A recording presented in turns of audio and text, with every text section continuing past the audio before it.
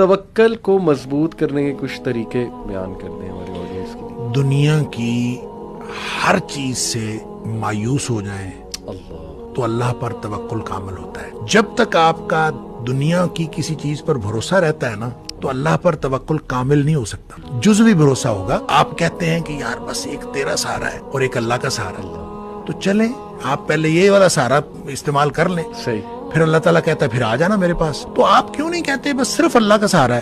کیا بات، یہ اسباب ہیں جی، اور ایک ہی طریقہ ہے، سارے اسباب استعمال کریں، بھروسہ مسبب الاسباب پر رکھیں۔ یہ توکل کا طریقہ ہے۔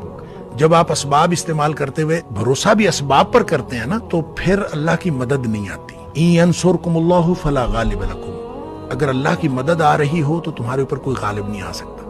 وَإِن يَخْذُلْكُمْ، اگر اللہ تمہیں چھوڑ جائے، فَمَنْ ذَا الَّذِي يَنصُرُكُم مِّن بَعْدِهِ، پھر دنیا میں کوئی مددگار نہیں ہو سکتا۔ وَعَلَى اللَّهِ فَلْيَتَوَكَّلِ الْمُؤْمِنُونَ، مومنوں کا بھروسہ